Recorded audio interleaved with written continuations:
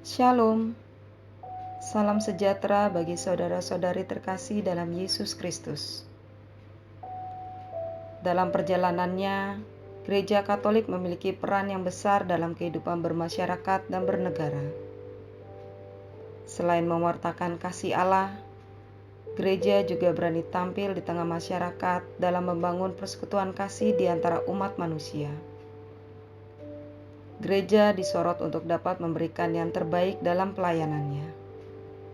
Untuk itu, gereja memiliki pola-pola pelayanan gereja. Apa sebenarnya arti dari kata pola-pola dan pelayanan? Menurut KBBI atau Kamus Besar Bahasa Indonesia, pola adalah gambaran yang dipakai untuk contoh sistem atau cara kerja. Sedangkan pola artinya tingkah laku, perbuatan atau perilaku. Dan untuk arti kata pelayanan itu sendiri adalah perihal cara melayani, kemudahan yang diberikan atau usaha melayani kebutuhan. Jadi, kita dapat mengartikan kurang lebihnya adalah sebagai sistem atau cara kerja yang dilakukan oleh gereja dalam memberikan kemudahan atau melayani, baik bagi masyarakat umum maupun bagi umat gereja itu sendiri, tanpa membedakan suku, agama, ras, dan berbagai hal lainnya. Kita umat gereja tentu meneladani Tuhan Yesus sebagai tolak ukur dalam melayani. Tuhan Yesus memberi teladan kepada kita untuk bersikap sebagai yang paling rendah dari semua dan sebagai pelayan dari semua. Markus 9 ayat 35.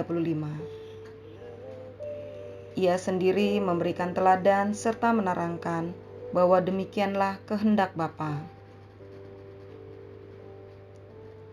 Pelayanan gereja pun mempunyai dasar dalam ketaatan kepada Bapa.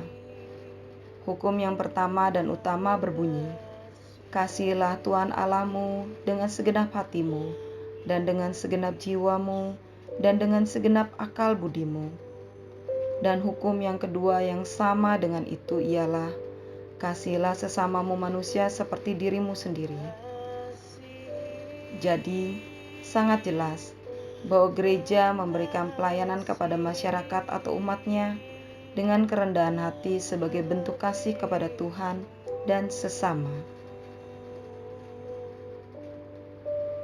Ada banyak sekali pelayanan yang diberikan gereja kepada masyarakat maupun kepada umatnya sendiri. Bentuk pelayanannya antara lain dengan adanya poliklinik gratis dan pemberian sumbangan solidaritas dalam bentuk sembako bagi masyarakat sekitar maupun umat yang kurang mampu. Apalagi pada masa pandemi ini, ada beberapa umat yang terkena dampaknya, seperti adanya umat yang sakit karena COVID-19, kepala keluarganya yang terkena PHK, usahanya yang bangkrut, dan lain-lain. Semua itu membuat gereja semakin mewartakan kasih Tuhan secara nyata. Selain itu, pelayanan gereja di masa pandemi ini juga diberikan bagi umat beriman yang rindu menyambut komuni, namun terhalang karena adanya pembatasan usia yang lansia untuk datang ke gereja secara langsung.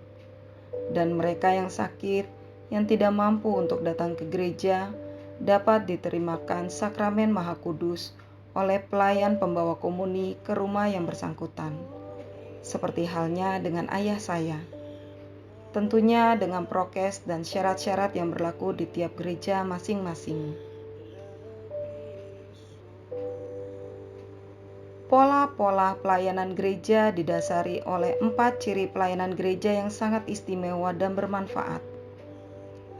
Pertama, sifat religius berdasarkan hormat kepada Allah.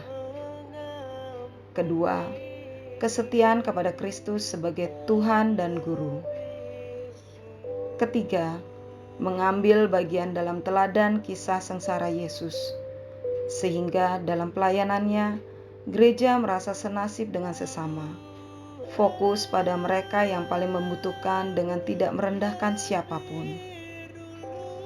Dan yang keempat, yaitu kerendahan hati di mana gereja tidak boleh membanggakan pelayanannya.